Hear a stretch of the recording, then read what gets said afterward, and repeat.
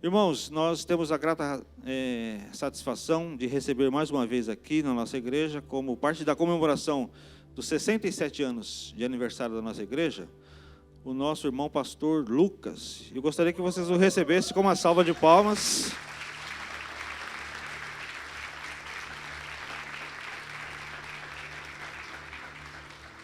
Pastor Lucas já é de casa, né? Já pregou várias vezes aqui, acho que pregou mais que eu. Brincadeira. E ele tem hoje esse privilégio, essa oportunidade de estar nos trazendo uma palavra que vem dos céus. Eu gostaria que você fechasse seus olhos, você curvasse sua cabeça, nós vamos orar. Deus, nós nesta hora queremos colocar, Pai, diante do Teu trono da graça, a vida do nosso irmão pastor Lucas. E nós te agradecemos pela vida do Teu servo, Senhor. Te agradecemos, ó Deus, porque ele sempre... A Senhora aceita os nossos convites. Ele nunca diz não, Deus, quando é chamado para trazer uma palavra. E nós te agradecemos, porque ele se deslocou lá de São José para estar nesta manhã aqui conosco, trazendo a Tua palavra. E nós queremos te pedir, ó Pai, em nome de Jesus, que o Senhor Deus possa agora, Senhor, ungir os seus lábios. Que Ele possa trazer-nos, Deus, nesta manhã, a mensagem que vem do Teu trono da graça. Que ao falar, ó Deus, nós possamos ouvir a Tua voz nesta manhã. Que possamos sair daqui, Deus, renovados. Que possamos sair daqui nesta manhã abençoados, ó Deus. E que possamos, ó Deus, entender o recado que o Senhor tem para nos dar. Abençoa o Teu servo, nós te pedimos. E te agradecemos em nome de Jesus. Amém. Deus abençoe. Amém. Graças e paz, irmãos. Amém? Amém. Para mim é um prazer estar com vocês aqui nessa manhã, poder compartilhar da palavra do Senhor. Eu não sabia que era 67 anos, não, é muito tempo. Uma coisa que é importante é quando nós conseguimos usar a história ao nosso favor. Não sei, de vez em quando eu encontro um velhinho feliz, eu falo com a Bruna, se eu for um velho chato, você fala comigo, porque eu não quero ser um velho chato. Porque tem gente, e aí não tem a ver com a idade, tem a ver com o espírito, né? Porque tem gente que está com 50 anos e ele já está vivendo uma vida tão desgraçada, que parece que ele tem 110, sabe? E ele vive desgraçadamente. Puxa, porque eu estou com dor aqui, porque eu estou lá, porque isso, aquilo, porque você não sabe o que eu já vivi, quanta coisa que eu já fiz. Olha que vida difícil. Mas a gente encontra, tempo desse atrás eu encontrei um senhor de 90 anos de idade. E aquele senhor me deu um banho de alegria, de satisfação. Não, meu filho, mas eu não vou morrer não. Ainda tem muita coisa para fazer nessa terra. É esse velhinho que eu quero ser, velhinho de 90 anos assim.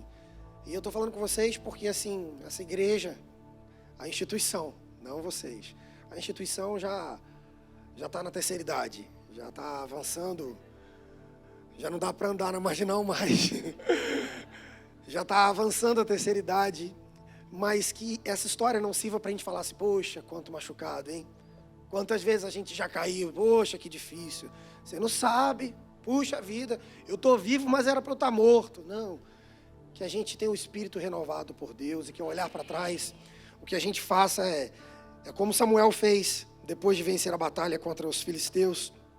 A Bíblia diz que 20 anos antes eles tinham sido destruídos e foram vergonhosamente destruídos pelos filisteus. Eles fugiram, perderam a arca. O povo chorou durante 20 anos, depois de 20 anos, os filisteus voltaram para lutar contra eles novamente. É interessante que quando os filisteus lutaram contra eles, eles tinham um exército forte, eles tinham uma cidade bem construída, e ainda assim eles foram derrotados. 20 anos depois, a Bíblia diz que quando os filisteus descobriram que o povo de Israel estava em avivamento, não tinha exército, não tinha cidades fortificadas, mas a Bíblia diz que Samuel tinha convocado um jejum nacional e todo o povo estava em arrependimento diante do Senhor. Foram alguns dias de culto ali, pessoal em jejum, em oração, em contrição diante do Senhor. E aí os filisteus falaram assim, vamos levantar contra eles e agora a gente vai destruir esse povo de uma vez por todas. E aí quando os filisteus se levantaram para ir contra Israel, a Bíblia diz que o povo de Israel ficou sabendo disso. E eles chegaram para Samuel, é muito interessante. Eles não chegaram com medo, porque eles estavam revestidos não pelo poder bélico que eles tinham, ou pelo poder do exército deles, eles estavam revestidos pelo poder de Deus. E eles disseram assim, olha Samuel, os filisteus estão vindo de novo contra nós. A última vez eles envergonharam a gente. E a gente estava preparado para a guerra. Mas agora, Samuel, a única coisa que a gente vai te pedir é que a gente não pare de orar para que Deus esteja conosco. Eles não pegaram uma espada. Eles não fizeram uma formação de guerra. A Bíblia diz que quando os filisteus estavam chegando no acampamento, quando eles estavam chegando em Israel, a Bíblia diz que eles ouviram um barulho dos céus que foi tão grande, que eles disseram: o Deus deles desceu no arraial, vamos fugir, porque senão nós vamos morrer. E aquele dia eles fugiram e nunca mais voltaram a atormentar Israel. E naquele dia, Samuel fez um altar. E ele disse assim: o nome desse altar vai ser Ebenezer, porque até aqui o Senhor tem nos ajudado. Não queria dizer que tinha sido perfeito até ali, até porque 20 anos antes eles tinham sido destruídos. Mas ele falou assim: só estamos aqui porque Deus tem nos ajudado. Que esse seja um tempo de construir altares para lembrar do que Deus tem feito. E não para chorar pelo que já aconteceu ou pelo que ainda não aconteceu. Que seja um tempo de agradecer ao Senhor porque até aqui Ele tem nos sustentado. Eu quero ler um texto com vocês, que está em Salmo, no livro dos Salmos, Salmo de número 126, a partir do versículo 1. Salmo 126, a partir do versículo 1. Quero ler com vocês. Salmos é o maior livro da Bíblia. A gente vai ler um salmo lá do finalzinho, capítulo 126, a partir do versículo 1. Quem achou, diga sim. Sim? A Bíblia diz assim: quando o Senhor nos trouxe do cativeiro de volta para Jerusalém, parecia que nós estávamos sonhando. Então a nossa boca se encheu de riso e a nossa língua se encheu de cânticos de júbilo. Até entre as outras nações se dizia: grandes coisas fez o Senhor por eles. De fato, grandes coisas fez o Senhor por nós e é por isso que estamos alegres. Ó Senhor, agora também restaure a nossa sorte. Em outras versões mais antigas diz assim: faze-nos prosperar novamente, como as torrentes do Neguebe. Os que semeiam com lágrimas, com alegria colherão. Aqueles que vão andando e chorando enquanto semeiam, voltarão cantando, cheios de alegria, trazendo nos braços os seus feixes. Não sei o que está escrito aí na sua Bíblia, ou quem sabe no seu aplicativo, mas as versões mais antigas traziam esse título para esse texto. Diziam cântico de degraus, ou cântico de romagem, cântico de peregrinação. O que era isso? Eram músicas que o povo de Israel cantava para lembrar do que Deus tinha feito com eles. Eram músicas que eles compuseram enquanto estavam saindo da Babilônia e voltando para Jerusalém. E nesse momento em que eles estavam saindo e voltando, eles cantavam da alegria de terem sido libertos por Deus. Algumas músicas eles cantavam quando estavam saindo da Babilônia, outras no caminho, outras eles cantavam quando eles chegaram na Terra Prometida. E o objetivo dessas músicas era um só: não esquecer do que Deus havia feito a eles. O objetivo dessas músicas era lembrar o que Deus tinha realizado no meio deles. A Bíblia diz que de tempo em tempo, pelo menos uma vez por ano, todos os judeus, onde eles estivessem no mundo, eles subiam em Jerusalém para as festas anuais.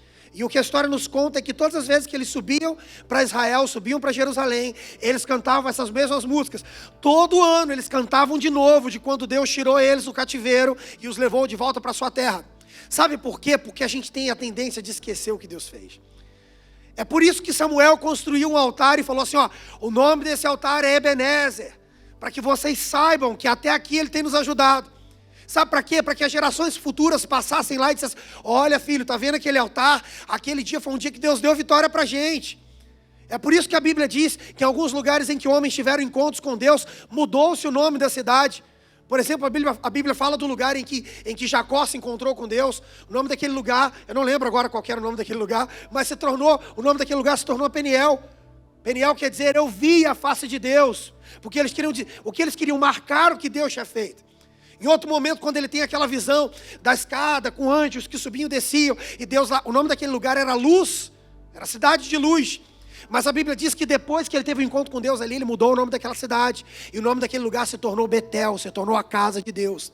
Então quando alguém diz assim: eu estou indo para Betel, o que é isso, pai? Não, porque Betel é o lugar que Jacó, um dos nossos pais, teve uma visão com Deus. Ali ele teve um compromisso, marcou o compromisso dele com Deus. Sabe por que isso? Porque quando a gente vive uma vida normal, a gente tem a tendência de esquecer o que Deus fez. Pior do que isso, a gente tem a tendência de esquecer quem é Deus e de quem nós somos nele. É por isso que às vezes a gente encontra pessoas que em determinado momento das suas vidas lutaram com gigantes, destruíram cidades inteiras, agarraram o leão pela barba e mataram o leão. E aí de repente, em determinado momento da vida dele, vem um pincher e late para ele sai correndo com medo. A gente encontra pessoas, e eu estou falando de fatos verídicos, de pessoas que já venceram câncer, de pessoas que já venceram filhos em momentos difíceis, passaram por momentos difíceis e conseguiram vencer, prevaleceram e de repente, agora eu estou com um problema no estômago, aí acaba a vida dele, porque ele esqueceu quem é Deus, ele esqueceu o que Deus fez, e isso é comum no ser humano. Deixa eu te falar uma coisa, antes de qualquer coisa que a gente possa dizer aqui nessa manhã, de qualquer coisa que a gente possa entregar a Deus, Deus te trouxe aqui para um motivo, para que você não se esqueça quem é Ele. Deus te trouxe aqui para que você não se esqueça do que Ele já fez. Deus te trouxe aqui para que você não esqueça de quem você é nele. O texto que nós lemos era para isso, eles cantavam essa música para lembrar. Não se esqueçam que a gente era escravo e Deus nos libertou da escravidão. Não se esqueçam que os babilônios vieram e tentaram destruir a gente. E se não fosse a mão do nosso Deus, a gente teria morrido no cativeiro como escravos. Mas Ele nos trouxe de volta. O teor, a essência desse cântico era assim: Deus, eu te agradeço porque o Senhor nos livrou, mas ainda tem muita coisa para viver daqui para frente. Ainda tem muita coisa que a gente vai precisar do Senhor. Ainda tem muita reconstrução, tem muita coisa para organizar, tem muita coisa para fazer. Esse era o teor desse cântico. Sabe por quê? O Império Babilônico era um dos mais cruéis da história da humanidade. Os romanos, por exemplo, quando eles invadiam algum estado, alguma nação, eles invadiam com o objetivo de dominar aquele povo e recolher impostos daquele povo. Esse era o objetivo. Expandir o território. Assim aconteceu com Alexandre, depois na Grécia. O objetivo era expandir o território, aumentar a arrecadação do reino, aumentar as terras. Esse era o objetivo. Os babilônicos não. Eles entravam para destruir a cultura, para destruir a esperança.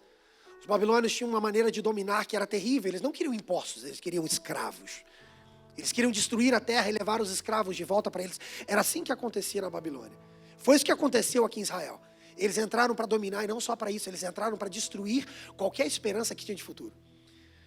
Eles saquearam o povo de Israel aos poucos. A primeira coisa que eles fizeram foi levar os escravos que à vista deles eram os melhores. Então eles levaram os jovens, os fortes, os bonitos e inteligentes. É o que a Bíblia diz. Aí depois disso eles levaram um pouco os mais velhos. Aí depois disso levaram as mulheres. Por fim eles deixaram mulheres grávidas. Aí depois levaram as mulheres grávidas de novo. Sabe, quando acabou a dominação, quando acabou a destruição que eles tinham para fazer na terra de Israel, eles só deixaram lá os idosos que já estavam prestes a morrer. E aqueles que eram doentes, de doenças que não tinham cura. O objetivo deles era destruir tudo. E sabe o que eles fizeram? Depois disso, com essas pessoas lá na terra, eles botaram fogo e destruíram tudo em Jerusalém. O cativeiro babilônico durou mais ou menos 70 anos, mas não teve nada pior do que isso. Eles destruíram qualquer esperança que aquele povo pudesse já ter vivido. E é interessante que durante o cativeiro, alguns livros foram escritos. Alguns profetas se levantaram. Isaías é um profeta que se levantou durante o cativeiro. Jeremias é um profeta que se levantou durante o cativeiro. E muito louco é que é o seguinte, esses homens eram escravos, e no meio do cativeiro, no meio da escravidão, eles eram levantados por Deus para dizer: olha, Deus mandou dizer para vocês que Ele não desistiu de vocês. Deus mandou dizer para vocês que vocês não estão abandonados. Deus mandou dizer para vocês: eu tive uma visão, e eu desci a casa do oleiro, e eu vi o oleiro fazendo um vaso, e o vaso se quebrou, ele amassou o vaso. Ele está dizendo que do mesmo jeito que o oleiro faz com o vaso, é o que Deus está fazendo com vocês. Ele está reconstruindo, Ele está refazendo o vaso. Não desistam. As mensagens proféticas que esses profetas foram usados por Deus para trazer ao povo durante o cativeiro, eram todas assim: Deus não esqueceu de vocês.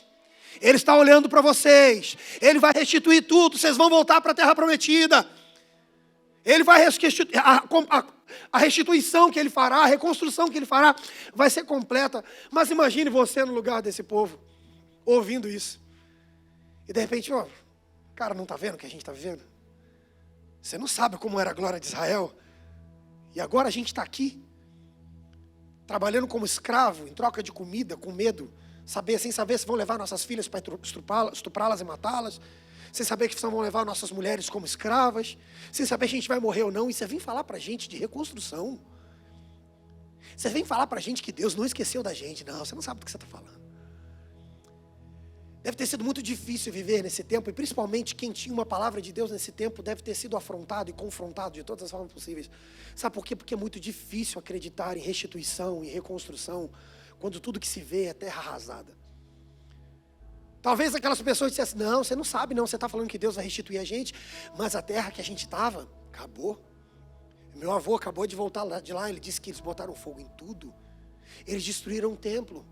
Eles destruíram as casas, não tem mais muro, não tem mais estrada, não tem mais nada, acabou. Deixa eu te falar uma coisa, em alguns momentos os nossos olhos veem uma coisa e os nossos ouvidos escutam outra de Deus. Quando os teus olhos virem uma coisa e o teu espírito receber outra de Deus, esqueça o que os seus olhos veem e fique com aquilo que Deus está falando ao seu espírito. Eu tenho que te falar que os momentos mais incríveis da minha vida, os meus olhos viram terra arrasada. Os momentos mais incríveis da minha vida, onde Deus cumpriu mais palavras proféticas na minha vida, os meus olhos só viam terra arrasada. Os meus olhos só viam coisas destruídas, só viam ruínas. Mas graças a Deus, que eu preferi ficar com o que eu estava ouvindo de Deus, do que com o que os meus olhos viam. A Bíblia diz que fé é a certeza das coisas que não se veem, mas que se esperam. Esse é um tempo que Deus está querendo encher vocês de fé. Sabe para quê? Para que em algum momento vocês fechem os olhos e digam o seguinte: não tem mais estrada, mas se Deus falou para andar, eu vou continuar andando. Eu não vejo mais nada construído, eu só vejo ruínas e cinzas. Mas se Deus falou que vai restituir e reconstruir, eu fecho os meus olhos, abro os meus ouvidos e eu ando pela palavra que eu recebo de Deus. Foi isso que esse povo viveu nesse tempo. E o que é maravilhoso é que Deus fez exatamente o que disse que faria. E deixa eu te falar uma coisa, sabe por quê? Porque o que Deus diz que faz, Ele faz e não depende da gente. O que Deus diz que faz, Ele não depende de você dizer: Deus, eu creio, então faz. Não interessa se você quer ou não. Não interessa se você está disposto ou não. Não interessa se você quer ou não. Eu tenho entendido que quando Deus começa a gerar algo em nós, na igreja dEle, no reino dEle, chega um momento que é como quando uma mãe está grávida, sabe? Quando chega o fim da gestação, quando a criança quer nascer, ninguém segura mais. Ela vai nascer. Você que já deu à luz, ou você que é pai, que já teve a experiência de ver a sua esposa dando à luz, quando a criança decide que vai nascer, ninguém segura mais, cara. Ela arrebenta a bolsa, começa a dilatar toda a região pélvica. Se nesse momento a mãe e o pai disserem assim: eu que sabe da coisa, eu não quero mais ter filho não. Eu desisti. É possível? Dá para voltar atrás? Se o médico, na hora que está lá, pronta para a criança nascer, apareceu a pontinha da cabeça, o médico: quer saber da coisa? Eu não quero mais não. Eu não quero mais que essa... Dá para colocar de volta? Não dá. Sabe o que eu quero te dizer? Que aquilo que Deus gera em nós, quando chega a hora de nascer, ninguém segura mais. Ninguém impede aquilo que Deus vai fazer. E existem coisas que estão sendo geradas nesse tempo.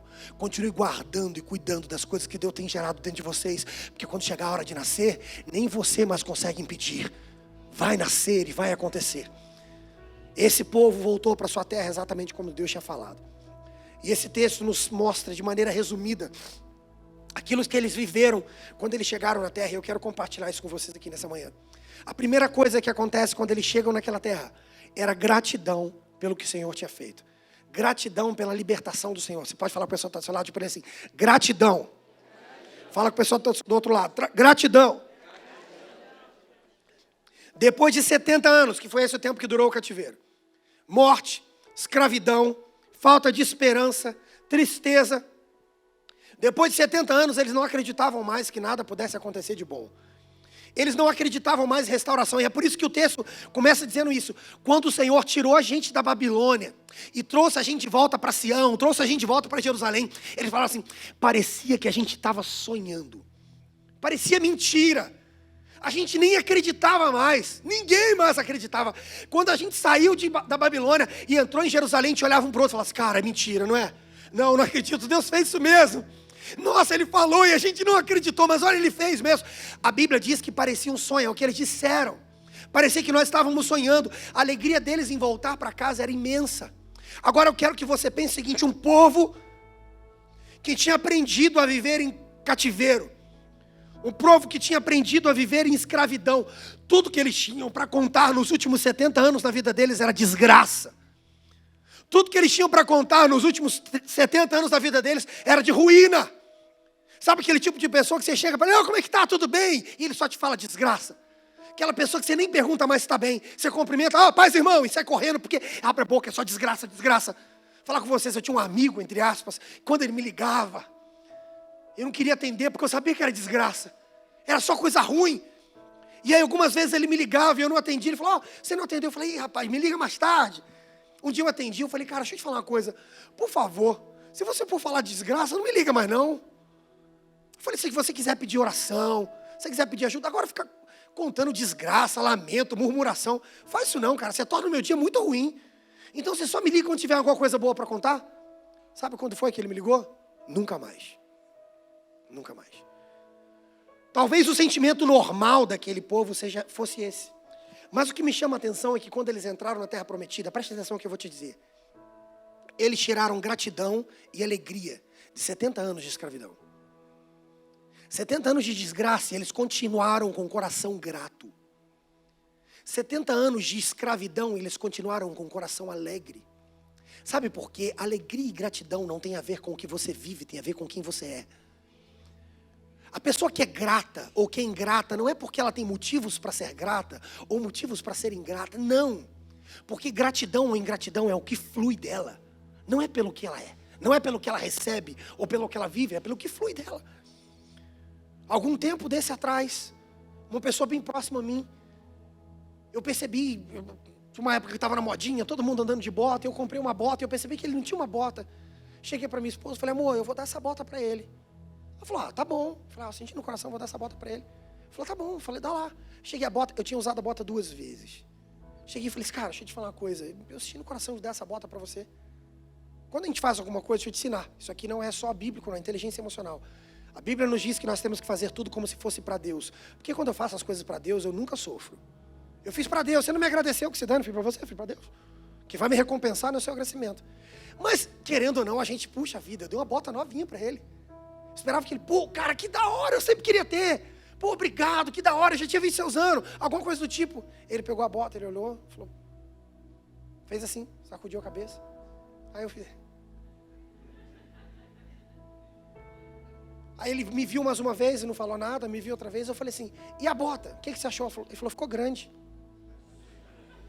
Eu falei, dá para alguém então, desgraçado. Não falei isso não. Essa era a minha vontade. Minha vontade, então me devolve, porque em mim serve.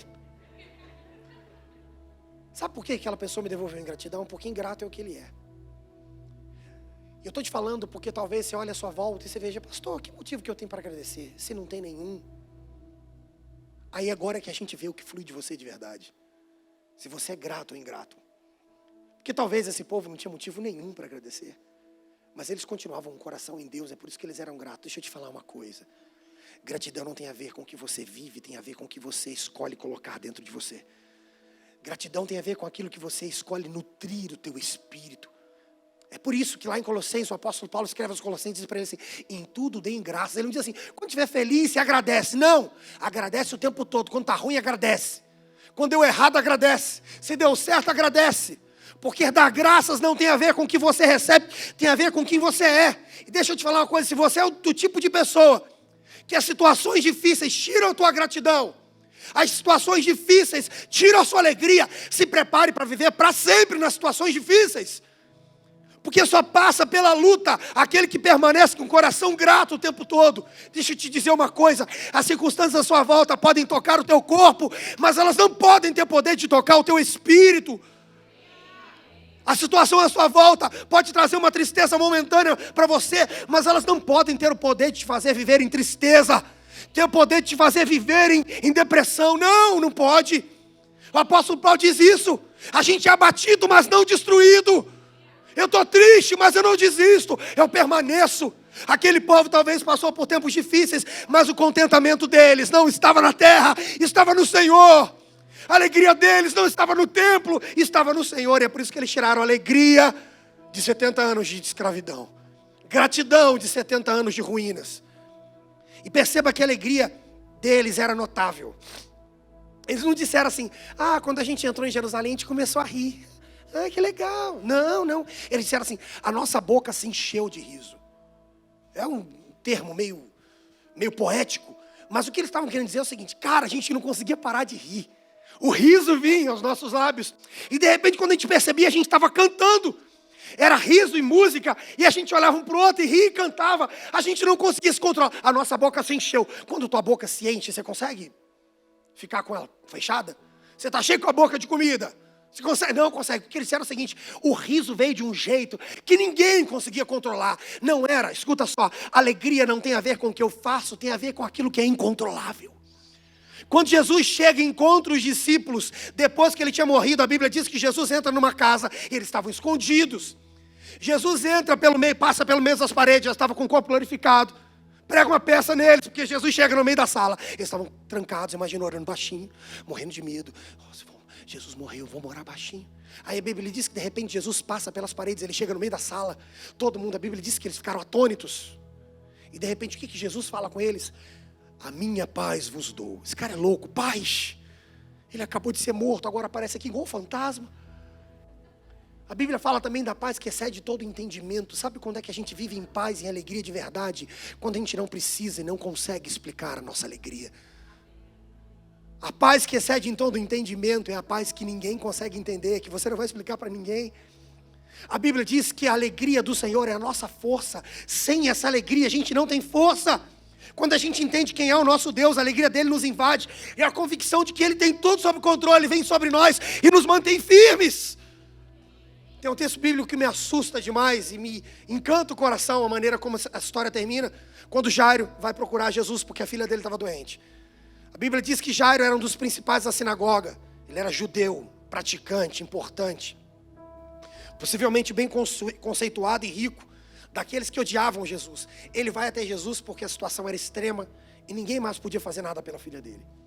Aí olha que coisa, o que acontece com Jairo é diferente do que a gente acha que deve acontecer. Jairo vai até Jesus com a filha doente. O normal seria, e ele chegou lá e Jesus falou: vai lá, Jairo, que tua filha está curada agora. Não. Ele foi levar até Jesus o problema da filha doente. Mas no meio do caminho a filha dele morreu. Escute o que eu vou dizer. Ele levou um problema para Jesus e o problema piorou. Jesus não solucionou o problema dele, em princípio. O problema dele ficou pior. A Bíblia diz que Jesus começa a trocar ideia lá com a mulher de fluxo de sangue que tinha tocado nele. Imagina o Jairo desesperado. Jesus, eu cheguei primeiro. Aí de repente no meio do caminho alguém chega para ele e diz: ô Jairo, isso também é incrível. A Bíblia diz que vem alguém da casa de Jairo. Um parente, um amigo próximo. Porque quem está dentro da tua casa não é qualquer um. A Bíblia diz que vem alguém da casa de Jairo e chega para ele e fala assim: ô Jairo, não incomoda mais Jesus não, ela morreu. É assim. Não tem nenhuma historinha. Ô Jairo, a gente não acredita mais. Talvez essa hora de bater o desespero, de Jairo começar a chorar e gritar. Quem sabe de jogar a culpa em Jesus. Jesus, eu vim aqui. O pessoal fala que o Senhor resoluciona as coisas. E olha aí, eu trouxe para o Senhor o problema, agora ela morreu. Porque você ficou enrolando, conversando com essa mulher. Que mentira que está aqui. Não. A Bíblia diz que Jairo continua em paz e ele escuta uma frase muito simples de Jesus. Jesus fala com o seu Jairo: não tenha medo, somente creia. Só isso. Em alguns momentos, Jesus não vai te dizer o que ele vai fazer. Ele só vai te dizer assim: ô, confia em mim, estou aqui do teu lado. Sabe o que é incrível? Jesus foi andando com ele até lá. E quando Jesus chegou lá, presta atenção no que eu vou te dizer. E isso aqui é profético para vocês. Todo mundo que estava dentro da casa não acreditou no milagre. As pessoas que estavam lá riram de Jesus. As pessoas que estavam lá, quando viram a menina falecer, não pensaram: não, mas Jesus vai vir aqui, ele vai ressuscitar. Não, não pensaram isso não. Pelo contrário, fala com Jairo que acabou, que aqui não tem mais nada o que fazer. A Bíblia diz que quando Jesus chega lá, já tinha uma banda tocando flautas. O pessoal que estava dentro da casa de Jairo já tinha desistido tanto daquele projeto de ressuscitar a menina, de curar a menina, que eles chamaram até a banda para o enterro. A Bíblia diz que já tinham pessoas chorando. Isso era muito comum naquela época. Pessoas eram contratadas para vir para chorar para o enterro. As pessoas, escute o que eu vou te falar, isso aqui é terrível, mas é profético. As pessoas que estavam do lado de Jairo não acreditavam no milagre que poderia acontecer na casa dele. Quando Jesus chega, ele fala: não, essa menina não morreu não, ela só está dormindo. E a Bíblia diz que, de novo, as pessoas da casa estavam do lado dele. Talvez elas pudessem dizer: ô Jairo, se ele disse que ela está dormindo, ele vai fazer alguma coisa. Não, a Bíblia diz que eles riram. Um para o outro: é louco, não sabe de nada. Olha que coisa. Até agora eles estavam chorando, agora eles começaram a rir. Sabe por quê? Eles não queriam saber da menina. Só que não saber deles mesmos. Naquele momento, Jesus falou com eles assim: vocês que estão aí dentro, tira todo mundo para fora. Jairo, só quem vai entrar na casa é eu, você e tua mulher. Pedro, Tiago e João. Todos aqueles estavam lá chorando, os familiares. Aqueles que estavam lá já há algum tempo, vendo aquela menina adoentada, fala assim, eles não acreditaram, eles não vão ver o milagre. Escute o que eu vou te falar. Tem pessoas das quais a gente espera que digam pra gente, vamos que eu estou contigo. E ela na hora que a coisa ruim vai acontecer, vai rir, vai falar, não dá mais não, desiste. Quem entrou naquela casa não é quem estava lá desde o início. Quem entrou naquela casa e viu o milagre, viu a restauração, a reconstrução daquela família, foram aqueles que creram no milagre. Escute o que eu vou te falar. Isso é sério. Não é só porque você está aqui que você verá tudo que Deus vai fazer. É só para quem crer. Quem não crê vai olhar do lado de fora e de repente vai ter que engolir o sorriso e perceber não é que ele fez mesmo. Quem entrou naquela casa não eram os conhecidos de Jairo. Quem entrou naquela casa foi Pedro, Tiago e João. É só quem creu. De onde eles vieram? Eles vieram com Jesus. Escute o que eu vou te falar. Jesus começará a mandar pessoas para cá que terão um perfil até meio de louco. Mas de onde que ele veio? Jesus trouxe, ele crê. A menina morreu, mas ele continua acreditando. A cidade está em ruínas, mas ele continua acreditando. Porque quando nós colocamos o nosso coração em Deus, a nossa fé não depende das coisas, a nossa alegria não depende das coisas, o nosso júbilo não depende das coisas. A Bíblia mostra um momento, aqui o texto nos diz isso, que eles falam de como foi que aconteceu essa restauração de Jesus, trazê-los do cativeiro da Babilônia de volta para Jerusalém. E eles disseram o seguinte, até entre as outras nações diziam, grandes coisas fez o Senhor por eles. Sabe o que eles estavam dizendo? O que Deus fez por nós foi tão grande que todo mundo viu. O que Deus fez com a gente, a maneira como Deus começou a tratar, foi tão grande que todo mundo viu. Escute o que eu vou falar. A reconstrução que Deus opera em nós, e aquela reconstrução que Deus está começando a operar em vocês, ela começa de dentro para fora. Talvez esse seja o momento em que você, com seus olhos, não veja as coisas do jeito que você gostaria de ver. Sabe por quê? Toda reconstrução começa de baixo para cima. Se de repente, nós vamos jogar essa igreja no chão, a gente vai reconstruir a igreja. Não pense que ela vai ser reconstruída pelo altar ou pelo púlpito. Ela vai ser reconstruída pelas paredes. Não, a gente vai para a estrutura. É lá nas colunas. Jogou no chão, por que não? Porque a gente quer fazer maior, quer fazer 2 andares. Ou a gente vai fazer, o primeiro andar vai ser um estacionamento, o segundo vai ser igreja, e depois para cima vai ser uma universidade, não sei. Onde que vai começar? Não, começa na estrutura. O engenheiro vai vir aqui, vai cavar, vamos ver. Não, essa coluna está pequena, precisa de uma coluna maior. Não, essa coluna aqui está muito fina. Nossa, aqui tem pouco ferro. Não, isso aqui não aguenta não. Tem que fazer uma sapata maior, vai ter que grudar, vai ter que fazer isso, vai ter que diminuir, colocar no nível da rua. Porque antes de fazer as coisas que são visíveis, a reconstrução começa no lugar em que ninguém vê. Vou te falar que algum tempo desse atrás a gente foi construir 2 banheiros lá na igreja. Tem um menino da igreja que é engenheiro, eu falei, faz um projeto pra gente. Ele chegou pra mim, pastor, vai custar 60 mil. Eu falei, 2 banheiros, 60 mil, pastor. Eu falei, tá bom, vamos começar a fazer. Começamos a fazer o banheiro. Mas me dava desespero, porque eu ia lá todo dia, não tinha nada. Só terra. Foi me dando a raiva, 2 semanas, buraco e terra. Eu cheguei pro engenheiro e falei, Wesley, o nome dele. Wesley, e aí, mano, 2 semanas, cara. Tá pagando bagulho, os caras estão aí. Cava buraco para tatu, cara. Ele falou, não, pastor. Calma aí. Deixa eu te mostrar aqui o que está acontecendo, pastor. A gente teve que trazer o esgoto lá da frente, a gente teve que fazer isso, aquilo, outro. Ele falou, pastor, e essa parte aqui? Ele falou comigo, é a parte mais importante. Pastor, quando acabar essa parte, o resto a gente faz em 7 dias. Eu falei, é mesmo? É mesmo. Ele falou, quando acabar essa parte, eu vou chamar o senhor para vir aqui. Cheguei lá, quando acabou aquela parte, estava feia. Terra para todo lado. O pessoal da igreja que talvez tivesse que nem eu, que não entendesse de construção. Pastor, pagamos 60 mil para fazer essa sujeira, essa nojeira aí. E a verdade é que quando eles acabaram de fazer a parte de baixo, a parte de cima foi construída em no máximo 10 dias. E está lá o banheiro. Ele falou, pastor, pode vir um terremoto que não derruba esse banheiro. Pode acontecer o que tiver que acontecer que não derruba esse banheiro. O problema é que às vezes a gente é enganado pelos nossos olhos. Às vezes a gente quer ver coisas aos nossos olhos, quando Deus está fazendo no interior. Escute o que eu vou te falar. A reconstrução que Deus está fazendo não vai começar nas paredes, ela começa nos alicerces. Ela começa nas estruturas. Mateus capítulo 7, quando Jesus termina o sermão do monte, e ele fala assim, o homem que ouve essas minhas palavras e as pratica. Ele não diz assim, é semelhante ao homem que construiu uma casa bonita. Ele não, é semelhante ao homem que construiu a sua casa sobre a rocha. Jesus não fala da arquitetura da casa, do tamanho da casa. Jesus não fala do enfeite. Essa casa tem uma sanca, tem uma iluminação tão linda. Olha aqui, é um piso de porcelanato de 2x2. Que coisa maravilhosa. Não, não. Sabe por quê? Porque importante de verdade não é o que a gente vê, é o que foi feito na profundidade. O importante dessa reconstrução não é pensar se a gente vai pintar a parede ou não, se vai trocar a cadeira ou não, se vai fazer um culto dia ou não. O importante é o seguinte, é o que Deus está construindo, onde ninguém vê. É na intimidade, é no lugar escondido, nas profundidades, que Deus constrói o que ninguém vê. No início, uma reconstrução não é vista por ninguém, mas chega uma hora que ninguém mais consegue passar sem ver aquilo que Deus reconstruiu. Foi assim que aconteceu com Neemias. Quando Neemias começou a reconstruir os muros, ele voltou também do cativeiro na Babilônia para reconstruir os muros. Quando ele começou a reconstruir, ninguém acreditava nele. Mas a Bíblia diz que quando ele terminou a reconstrução, os povos vizinhos vieram para olhar. E a Bíblia diz, ele diz isso, que eles ficaram com orgulho ferido, porque eles acharam que Neemias não conseguiria terminar. E quando eles olharam para os muros, eles disseram, certamente o Deus deles foi quem os ajudou nessa obra. Escute que eu profetizo sobre vocês nessa manhã.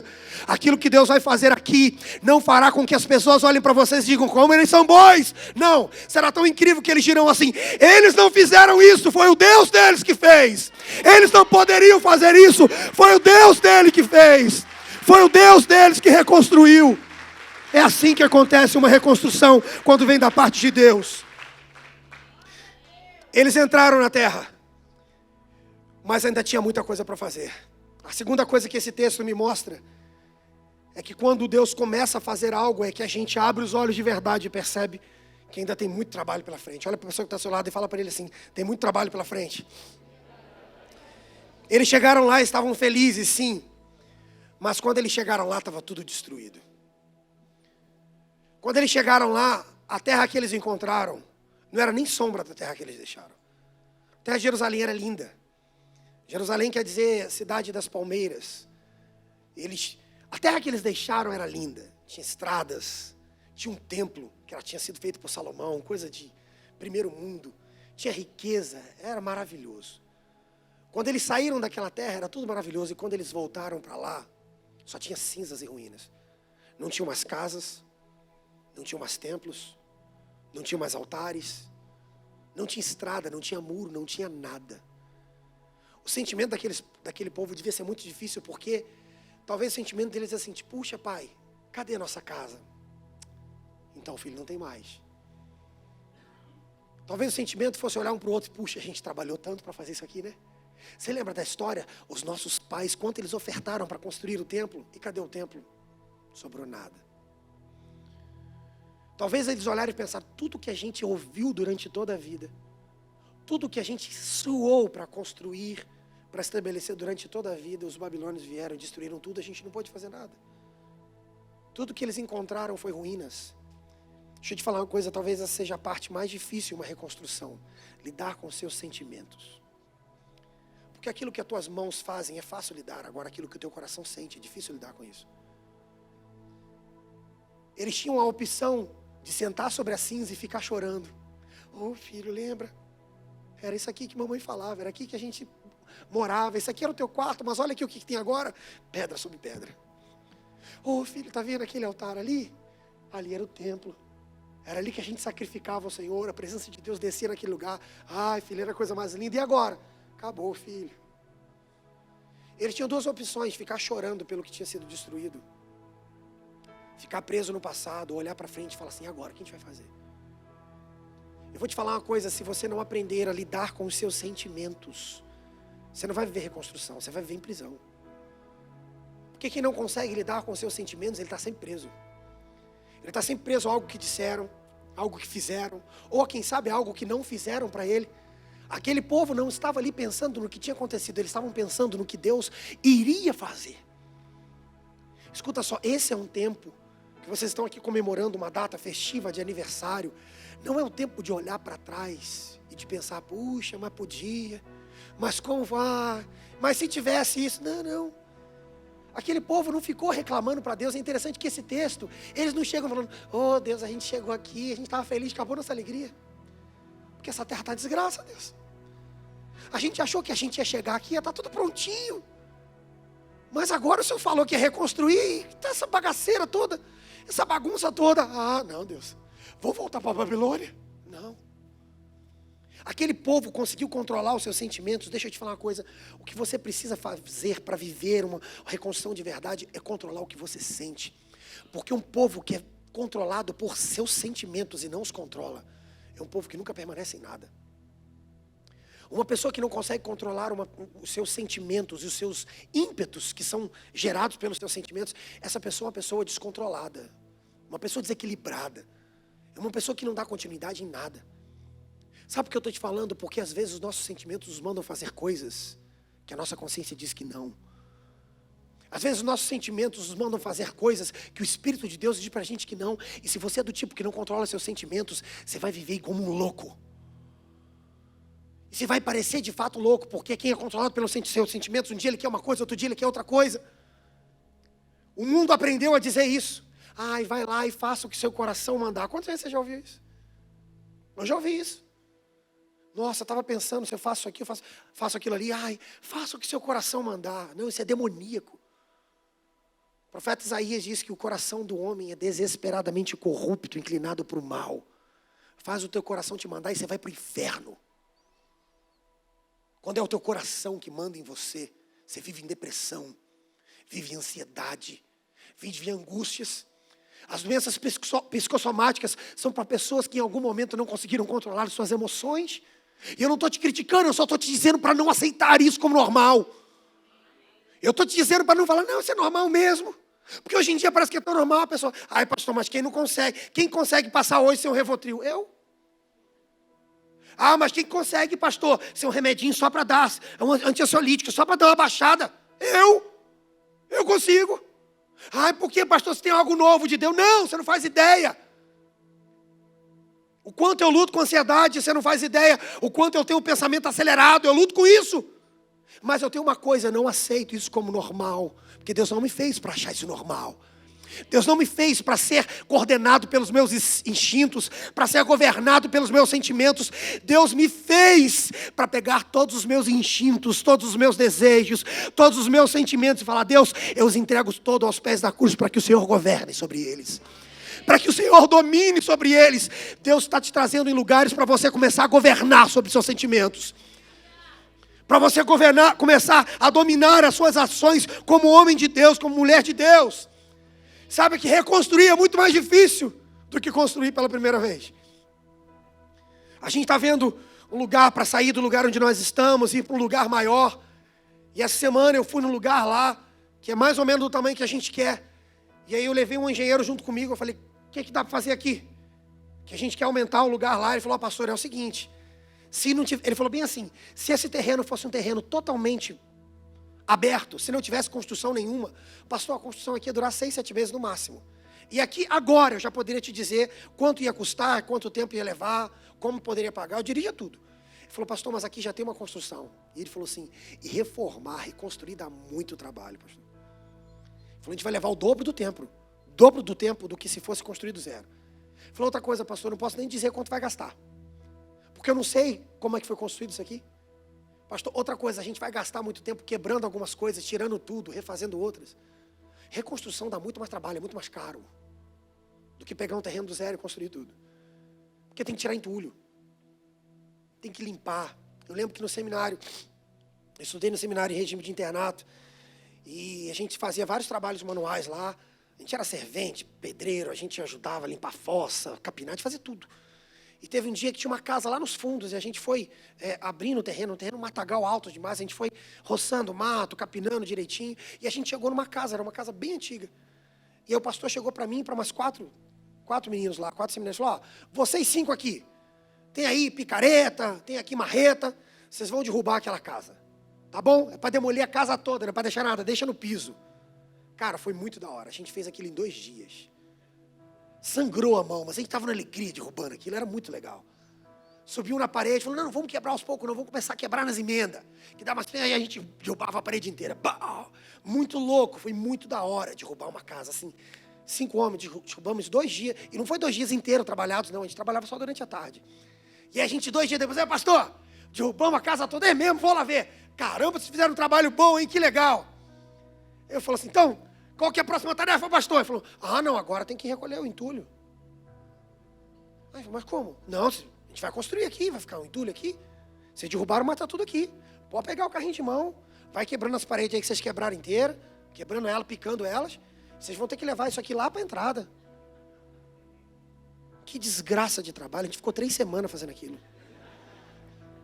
Recolhendo entulho, que trabalho terrível. Quebrar com uma velocidade absurda. Tirar entulho dá trabalho demais. Aquele povo sabia disso. Por isso que quando eles chegaram na terra, eles disseram, Deus, ajuda a gente. A segunda parte desse texto, eles começam dizendo, a nossa boca se encheu de riso, nossos lábios de cânticos de júbilo. Até entre as outras nações se diziam, grandes coisas fez o Senhor por eles. É mesmo, grandes coisas fez o Senhor por nós e por isso estamos alegres. Ponto. Aí eles dizem assim, aí muda o tom. Agora, Senhor, restaura a nossa sorte. Agora, Senhor, renova as nossas forças. Agora, Senhor, nos faça prosperar. E aqui não estou falando de dinheiro não, porque prosperidade tem a ver com dinheiro. Prosperidade quer dizer não tem falta de nada. Senhor, não deixa faltar nada para a gente, porque tem muito trabalho para realizar. Senhor, não deixe a gente sozinho. O que eles estão dizendo é o seguinte, a gente chegou até aqui com o Senhor, mas daqui para frente a gente precisa mais ainda do Senhor. Até aqui o Senhor fez coisas incríveis, mas agora, Senhor, quando a gente está olhando essas ruínas, a gente percebe que a gente está precisando mais do Senhor agora do que a gente precisava antes. A gente está precisando mais de milagre agora do que a gente precisava antes. E o que me chama a atenção nesse povo é que eles não desistiram. Eles não recuaram. Esse texto não é um cântico de lamentação, de murmuração, dizendo, o Senhor nos abandonou, e a terra estava em ruínas, e agora nem lugar para adorar Ele nós temos. Não. Esse povo não recuou, eles não desistiram, eles não murmuraram, eles não fugiram. Porque quando a gente vê muito trabalho, a nossa tendência é fugir. A nossa tendência é desistir. E esse povo tinha condições de fugir. Tinham motivos para fugir. Quem sabe podia dizer, Deus, mas vamos fazer, deixa essa terra para lá. Vamos construir em outro lugar, porque isso aqui me traz memórias tão ruins. Porque tanta coisa que a gente adorou aqui, agora nem templo mais tem. Acabou tudo. Acabou tudo. Meu pai foi morto aqui nesse lugar pelos babilônios. Eu vi, Senhor. Me tira aqui. Leva a gente para outro lugar. Não. Eles não encontraram desculpas, eles não tentaram buscar subterfúgios. Eles só se colocaram diante do Senhor e a única coisa que eles pediram é o seguinte, Deus, a gente precisa da tua ajuda. Deixa eu te falar uma coisa, quando você perceber que as coisas à sua volta forem maiores do que você, mais pesadas do que você pode carregar, não fuja, tão somente creia e peça ajuda de Deus. Conte com o auxílio de Deus. Eles acreditaram que Deus faria o que Ele disse que faria. E é por isso que a única coisa que eles fizeram foi permanecer e pedir, Deus, já que você vai fazer, ajuda a gente. Dá força pra gente, não deixa a gente desistir não. Renova a nossa sorte de novo. Mesmo que as coisas à tua volta estejam em ruínas, continue crendo que Deus pode transformar, fazer nova todas as coisas, mesmo que elas estejam em ruínas. Mas deixa o passado no passado. Sabe por quê? Quem anda olhando para trás, quem anda olhando para trás, tropeça e cai.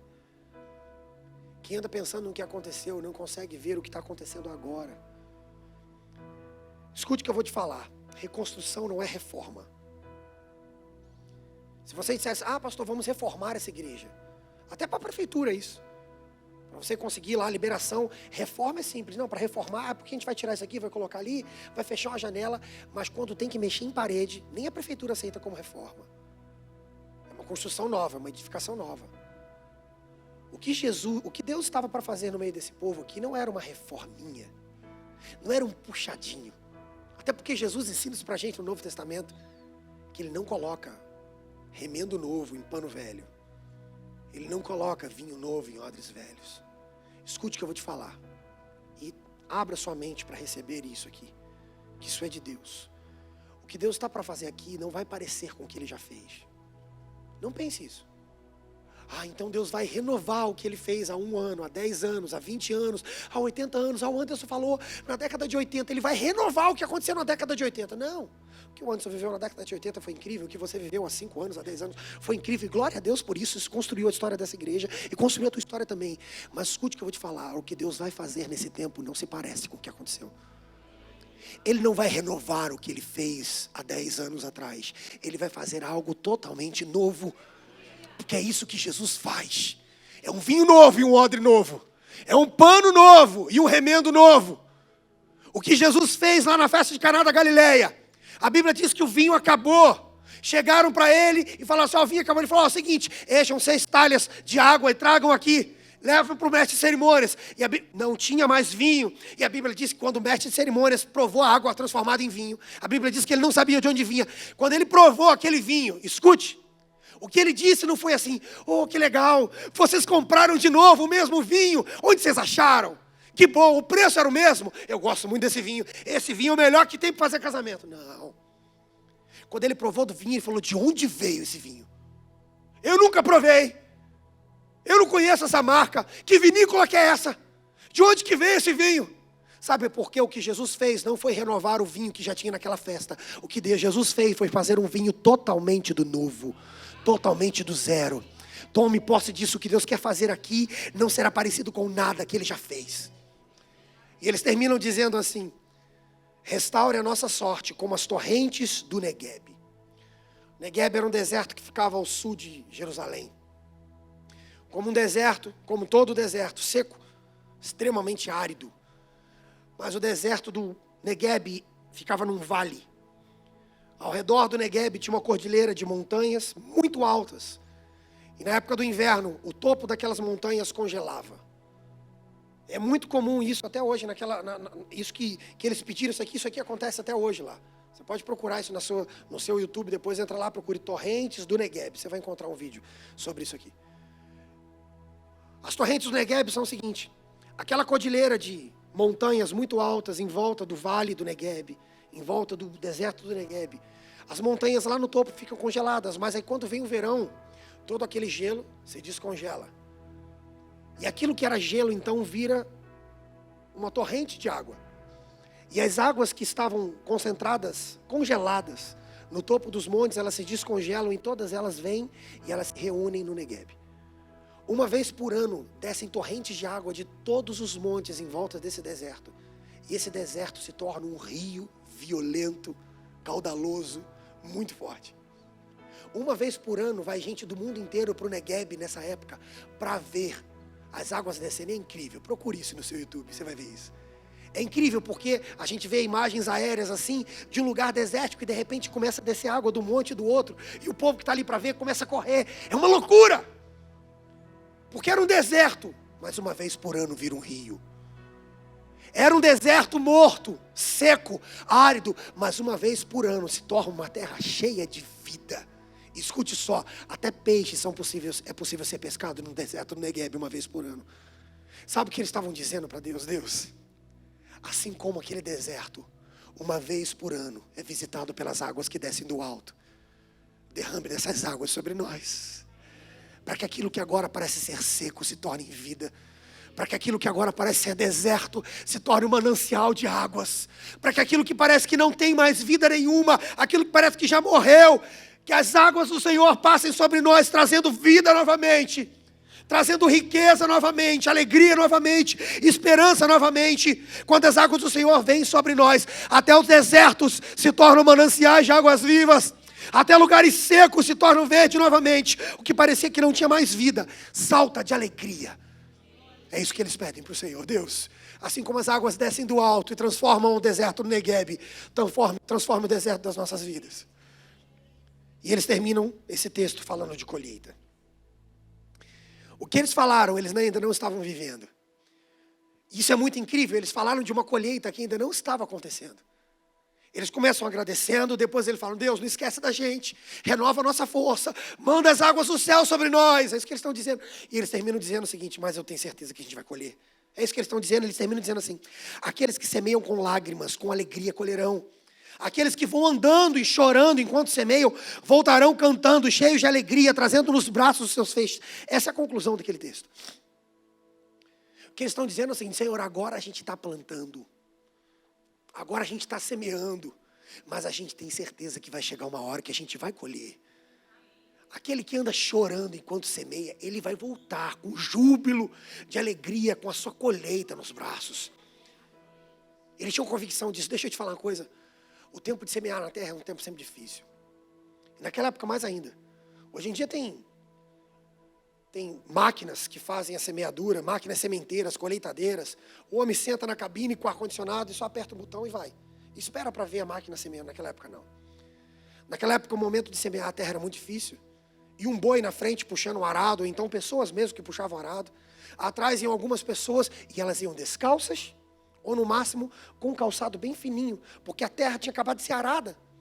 Então eles não podiam pisar com qualquer tipo de calçado, senão eles iam atrapalhar o que tinha sido feito, o trabalho deles mesmo. Então eles iam às vezes descalços, com um balaio, com um cesto pendurado nas costas ou do seu lado, pegando as sementes e jogando.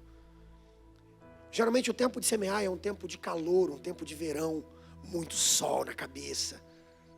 No máximo, alguma coisa, um chapéu sobre a cabeça para fugir do sol. Eles pisavam na terra, machucavam os pés, porque tinha pedaço de pau, pedaço de pedra. Era o chão machucando os pés, o sol sobre a cabeça deles. O tempo de semeadura tem sempre um tempo difícil. Eu não vim aqui para te dizer que esse será um tempo fácil para vocês. Eu não vim para dizer aqui, fica tranquilo, vai estar tudo certo. Ou vocês vão tirar de letra. Tá tranquilo, vai ser tão fácil. O que aconteceu? Nem vi. Não vai ser assim. Não será assim. Porque o tempo de colheita quase sempre é um tempo de choro. Eu vim aqui para te dizer o seguinte: chore, mas não pare de plantar. Se estiver doendo, pare para fazer um curativo, mas volte para o trabalho. Sabe por quê? O dia da colheita faz toda a dor valer a pena. O dia que a gente volta com a colheita nos braços, a gente olha para trás e fala assim: choramos sim, mas choramos pouco, porque o que Deus fez foi tão incrível, que se a gente tivesse chorado 10 vezes mais, ainda assim teria valido a pena. Deus está colocando vocês em um lugar de semear. Deus não está colocando vocês em lugares de colher. Isso talvez seja muito difícil. Talvez você diga: pastor, a gente já semeou durante tanto tempo, agora é a hora de colher. Veio uma chuva de granizo e destruiu a nossa colheita. Os babilônios subiram e eles destruíram. A Bíblia diz que aconteceu isso com Israel muitas vezes. A Bíblia diz que teve uma época que pelo menos durante 14 anos os midianitas dominaram Israel. E sabe o que eles faziam? A Bíblia diz que na época da colheita, eles vinham para destruir tudo. Imagina, o povo plantava o ano todo, e na hora de colher, o inimigo vinha e roubava a colheita. O diabo tem tentado roubar a colheita de vocês, mas ele não vai conseguir fazer isso. Porque a igreja não é coordenada por homens. Eu não sou o dono dela e nem tenho a pretensão de ser. Nenhum pastor, nenhum profeta, nenhum apóstolo, nenhum líder, nenhum bispo, nenhum homem jamais conseguirá se apropriar daquilo que o próprio Jesus pagou o preço de sangue para tê-la como só dele. E esse é um tempo não de recolher as lágrimas. Se tiver que chorar, continua chorando, mas não pare de semear. Parece um eufemismo, mas isso é profético também. Até as lágrimas durante a colheita não são desperdiçadas, porque as lágrimas durante a colheita regam a terra. Se você tiver que chorar, chore, mas não pare de plantar. O tempo da colheita faz tudo valer a pena. Eu não sei em qual dos estágios você que está aqui me ouvindo está. E eu também não tenho a pretensão de dizer em qual estágio essa igreja está. Eu não sei se você está... Estou no cativeiro, pastor. Que eu preciso sair porque eu estou me sentindo preso, escravo, acorrentado. Eu não sei. Não sei se você está aqui como o povo de Israel, que já tinha saído do cativeiro e estava começando a voltar a sonhar. Eu sei se você não sei se você está no estágio do tipo assim: não, eu já saí do cativeiro, comecei a voltar a sonhar, mas nossa, pastor, quando eu abri meu olho para ver, era tanta ruína e tanto problema que agora minha vontade é parar de sonhar e fugir. Eu não sei se você está precisando reconstruir ou se você está chegando na hora da colheita. Eu só sei de uma coisa: se você estiver em Deus, descanse nele. Descanse nele. Quero te convidar a se colocar de pé onde você está, meu querido.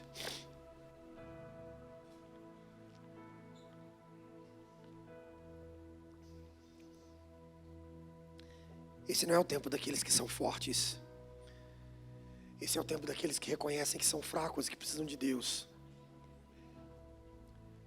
Esse não é o tempo daqueles que parecem ser dignos de viver alguma coisa ou de receber alguma coisa. É aqueles que sabem que não são dignos de nada, que se não for pela misericórdia e pela graça de Deus, eles ficarão pelo meio do caminho. Essa palavra, não tenho dúvida, que vem do coração de Deus para vocês. Os tempos mais difíceis da minha vida foram os tempos em que eu estava plantando. eu vou te falar uma coisa. Este agora é um tempo da minha vida que eu achei que estaria fazendo uma colheita abundante. Parte dessa colheita foi queimada por granizo. É uma linguagem eufemismo. Mas parte dessa colheita foi destruída e eu tenho perguntado para Deus algumas vezes: Deus, mas e aí? O que vai acontecer? E o que Deus tem me dito é o seguinte, que essa é a hora que Deus quer trabalhar aqui. Deus tem me dito disso e eu tenho compartilhado disso com a igreja.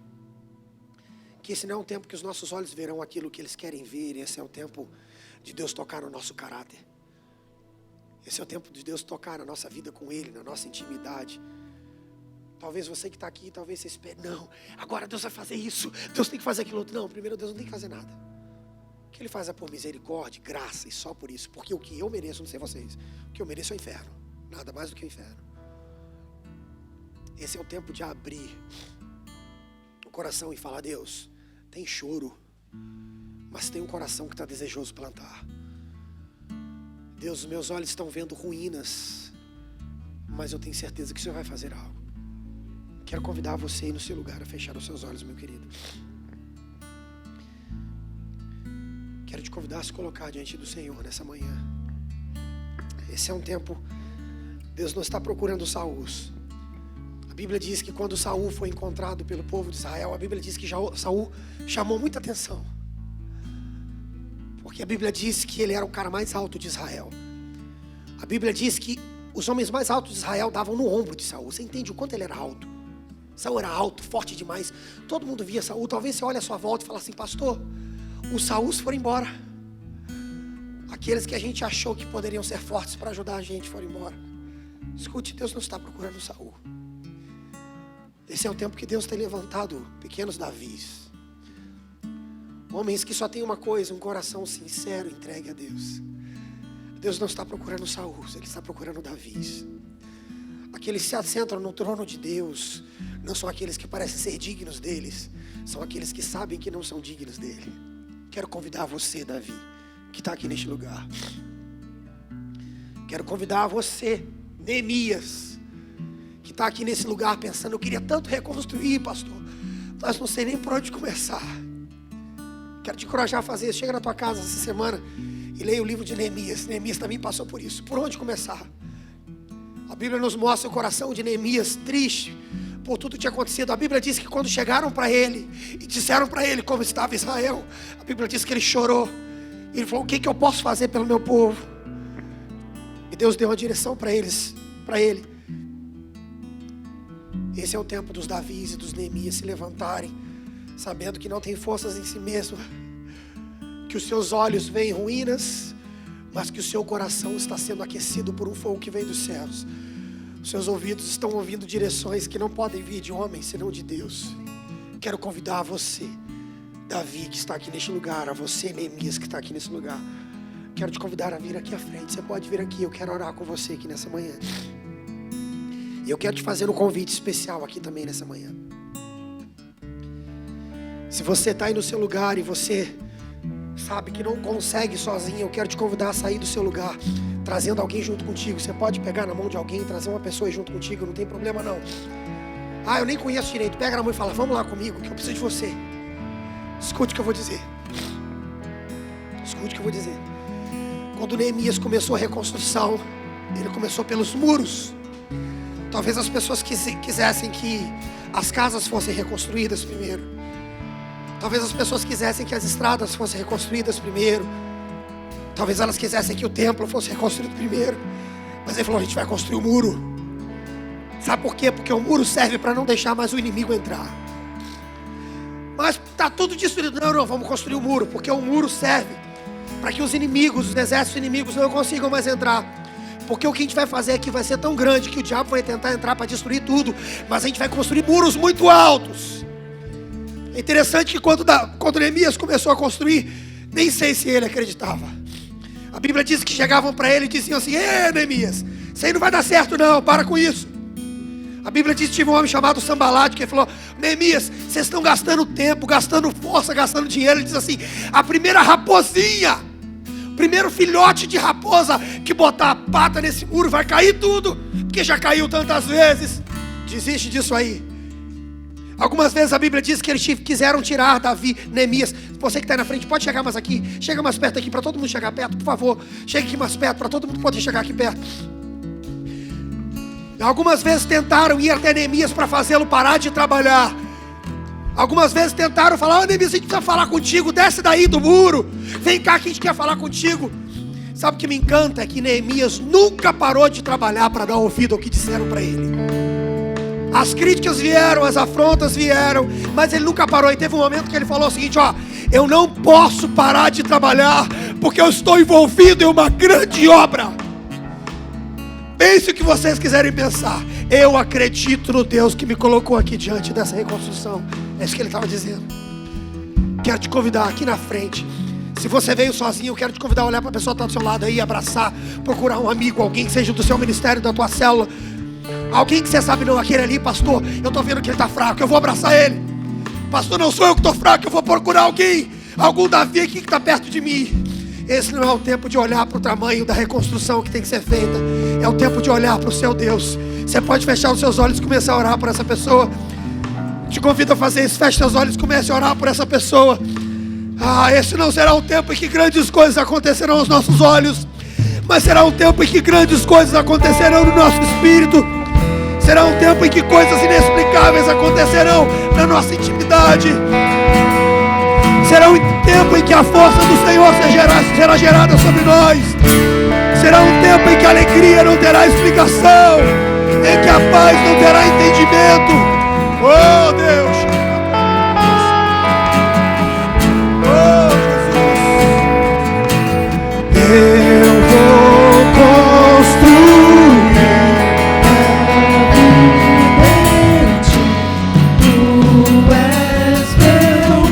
Levante o seu clamor ao Senhor nessa manhã.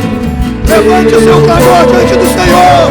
Confia somente em Ti. Oh Deus, renove a nossa sorte, Pai, como as torrentes do Neguev, Deus. Renove as nossas forças, Pai. Abra os nossos olhos para que vejamos o que o Senhor já está fazendo, Deus.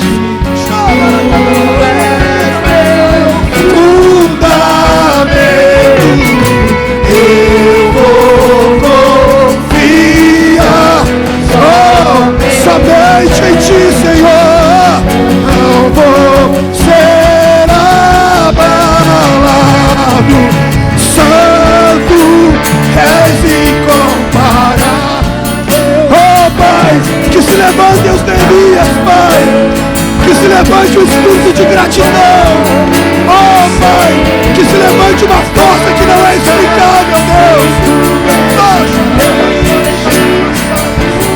Coração do amor que faz mudar o mundo. Eu vou construir. Tu és o nosso alicerce, Senhor. Tu és a nossa estrutura. Tu és a rocha da nossa salvação. É em Ti que estamos amparados. Oh, Tu és o início, o meio e o fim, Senhor. Não vou ser oh, Santo, és incomparável, és inigualável. Abre os meus olhos, Senhor. Mostra quem Tu és e enche o meu coração do amor que faz mudar. A morte venceste, o véu Tu rompeste, a tumba vazia agora. Oh, nós Te adoramos, Deus. Nem mesmo a morte, nem mesmo a destruição causada pelos homens, Pai, pode conter aquilo que Tu fazes, Deus.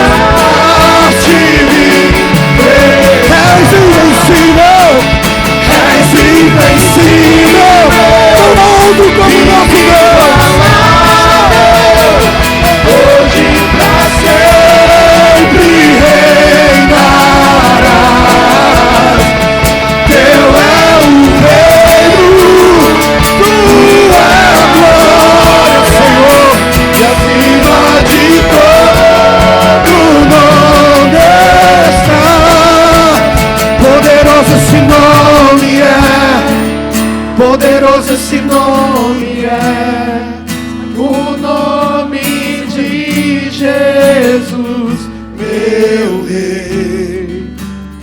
Poderoso esse nome é, mais forte que tudo é.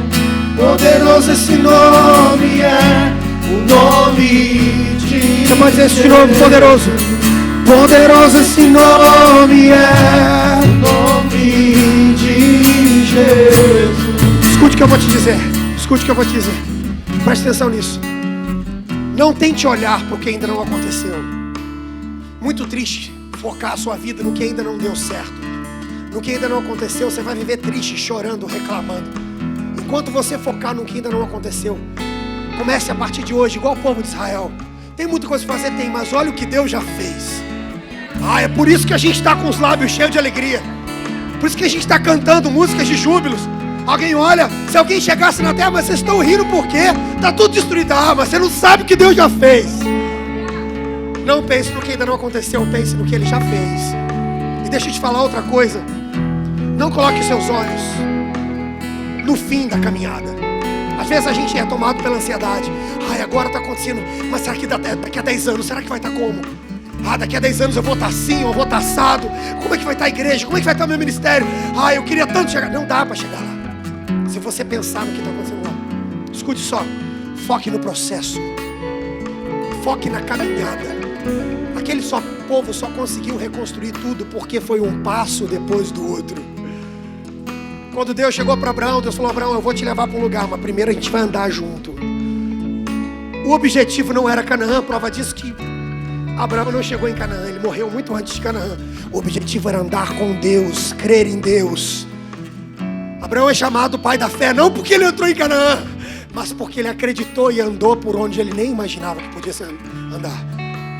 Não foque no final da caminhada, foque no processo. Esse é o tempo em que Deus está colocando você em lugares não para chorar de tristeza. Se tiver que chorar porque está doendo, o plantio chora porque está doendo. Porque cuidar de vidas nos faz doer, nos faz chorar às vezes dói em nós. Não chore pelo que foi perdido, chore pelo que está sendo conquistado, chore pelo que está sendo plantado, pelas vidas que estão renascendo. Voltando na casa de Jairo, o pessoal que estava com Jairo desde o início não viu a ressurreição da menina, viu quem Jesus levou e quem acreditou. O Senhor quer derramar um tempo de fé sobre vocês, que vocês vão acreditar no que ainda não estão vendo. Vocês vão poder até tocar espiritualmente em coisas que ainda não aconteceram. Tome posse disso. É para isso que Deus tem chamado vocês nesse tempo. Olhe para a pessoa que está ao seu lado e fala assim: tem muita construção pela frente. Diga para ele: tem muita construção pela frente, mas você pode contar comigo. Fala com ele: mas você pode contar comigo. Você pode contar comigo. O Senhor tem procurado Davi e Neemias nesse tempo, que Ele possa contar contigo em todo o tempo. Amém. Que Deus abençoe vocês, irmãos, em nome de Jesus.